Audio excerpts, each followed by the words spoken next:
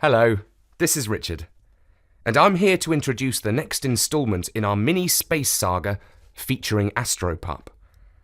As you may recall, Astropup's friend and comrade, the Parrot Major, has been kidnapped by cat people on the planet of the pirates. This has left our canine hero in somewhat of a quandary. We dogs have our virtues. We know how to love. We are loyal to the end. We will lay down our lives for our masters. But I struggle to think of a dog who was a born leader. Thinking for ourselves and taking tough decisions, that's simply not the canine way. And so, when the cat pirates took the parrot prisoner and roared away into the darkness on their motorbike, I was left at a loss. I had a strange, creepy feeling, and I didn't know what it was.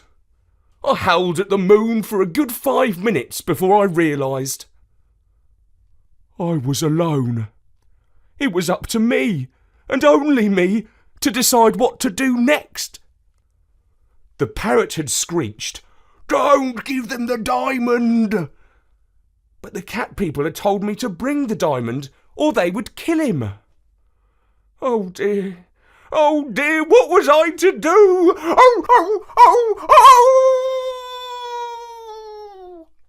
Back in my room, I curled up in my basket, but sleep did not bring me any peace. I was grunting and snarling at cat people in my dreams. Then I heard the parrot cry out, "Get up, you lazy pooch!" And I jumped up to my 4 feet, wagging my tail with joy. But the parrot's perch was empty.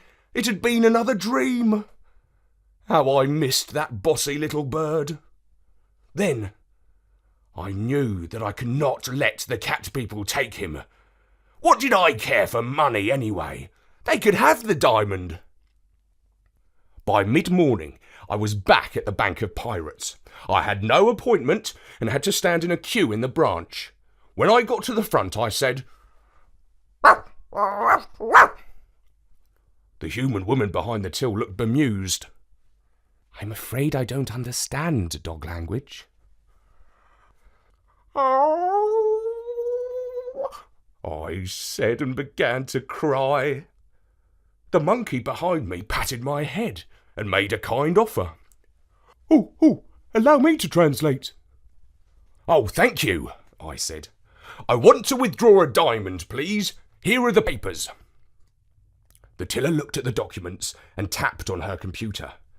She studied the screen thoughtfully. "Are you the Parrot Major?" she asked. "No, I'm Bonzo Astropup." "This account clearly belongs to a bird. He signed it with his claw mark." Righto, but can I have the diamond?" "No," she said, shaking her head. "Well, can I see a man called Joe? He knows that it's half mine." "Joe is away," said the woman. "He's on an interplanetary business trip. Shall I put a meeting in his diary?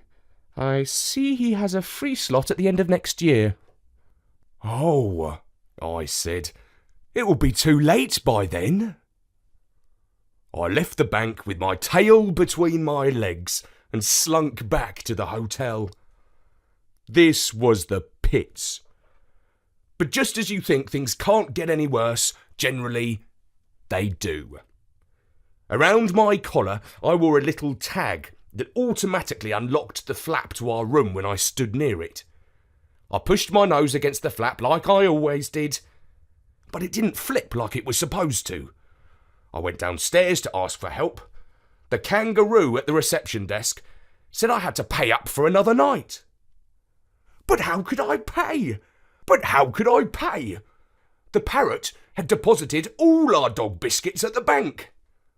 And so now I had no money, no food, and nowhere to stay. I was alone and destitute on the planet of the pirates. I went out onto the boulevard. It was a wide street, lined by palm trees. People and strange space creatures wandered up and down, some stopping to gaze through shop windows. Boutiques sold diamond-studded collars. The restaurants offered fancy menus. It was a place for fat cats and pampered pooches. But for a down-and-out dog, quite frankly, it was the biggest dump in the universe. I wondered all day until the pads of my feet were sore and my empty stomach was growling for food. My head hung as low as the sunset. Where could I go? I turned down a side street and found a rubbish bin. A mouse was nibbling at a mouldy bit of cheese. I growled and he ran off. But I couldn't eat the cheese because its smell was too puke-inducing. Next, I lay down in a doorway, defeated, cast out, alone, and several million light years away from my dear Jenny. So this was to be the end. I would die of hunger on this cold steppe. It was then that a catty voice said, "Hey dog, can you shove off my step?" I opened one eye, and I saw a cat. Not a cat person, but a scraggy black and white alley cat. Grrr! I showed him the yellow of my teeth. "Steady on," he said, backing off. "Don't you know there's a truce on this island?" "Yes," said I, "and the last time I pointed that out, a cat said it didn't count because he was a pirate." "Well, I'm no pirate," said the cat. "So keep your halitosis to yourself and put your gums away."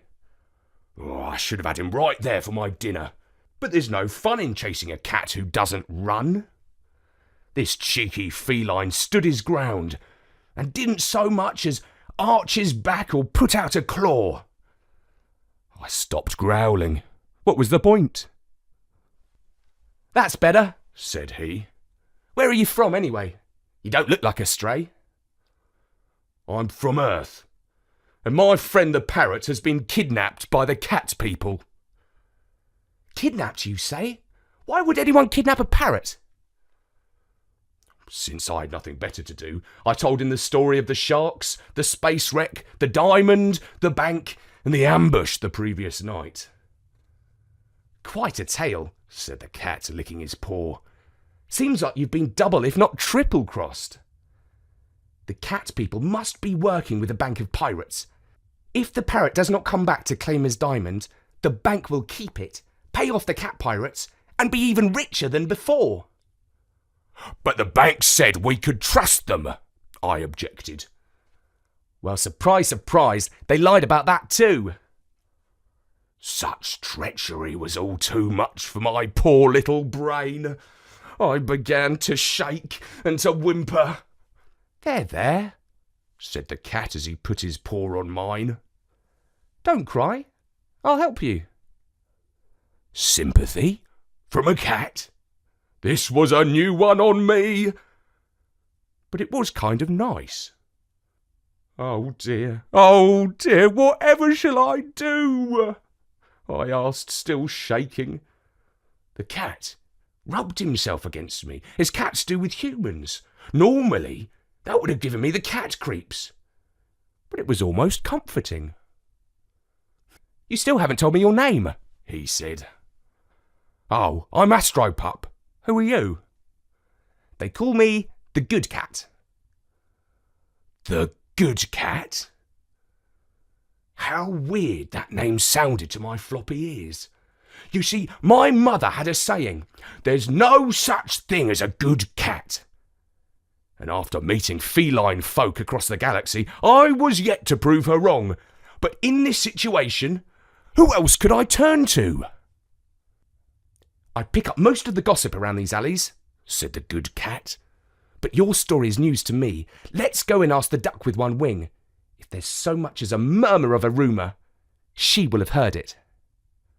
The Good Cat led, and I followed. She jumped over a wall. I squeezed through a gap in the fence. She hissed at a stray dog. I gave him the old, "Whatever, don't mess with me" look. he snarled back. Call yourself a canine, cat lover? You don't understand, I said. This is the good cat. And he gave me a look like I'd gone loopy or something. I knew we had arrived when I saw a flap with the sign of a one-winged duck on it. We pushed our way through the flap, and I could hear the sound of bird music and cat meowing. Back on Earth, you would never hear the sound of cats and birds singing in harmony. But this was a strange planet. We followed the sound down into the basement. Here, we found a crowded watering hole. This low dive was packed with all sorts of creatures, but more cats than anyone else. Some colourful birds were dancing on the stage. The good cat led me through the crush to a corner where a white duck with one wing sat on a pile of comfy-looking straw. She had big blue eyes, as if she'd been drawn by Walt Disney. My friend introduced me. What happened to your wing? I asked. Lost it in a gunfight, she replied in a sassy voice. My eyes moved from her wing to a big bowl on the floor. Say, help yourself to biscuits, doggy, she said. I needed no more encouragement than that, and I stuck my snout into the bowl. The good cat said, He's starving, poor thing, and began to tell her my story. That's sure some tale, she replied.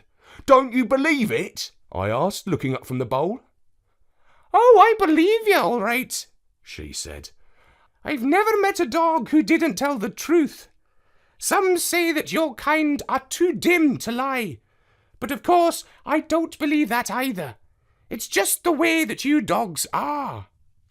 Yes, we have honest hearts, I said. Well, I heard those cats landed, she said. They say their pirate camp is just north of Driftwood Beach. Great, I said. Let's go and save the parrot.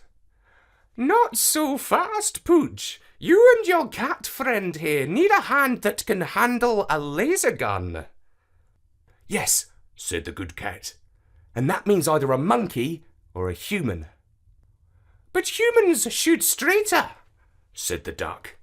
If I had been caught in a monkey ambush, I'd still have 2 wings. I suggest you go up to the 2nd floor. There's a man living there who looks like he could handle a posse of cat pirates. And that was when I came face to face with Marlowe, the last survivor of the Hesperus. Oh, but whoopsie, time has caught up with me. The next part of this adventure will have to wait till next time. Thank you, Astropup. That was really interesting. I've always been a bit worried about letting Astropup know that I myself have a lovely pet cat who lives in my flat with me. I'm really relieved to hear that Astropup now agrees with me that cats can be good. Stand by for the rest of this exciting space saga on storynori.com. For now, from me, Richard, goodbye.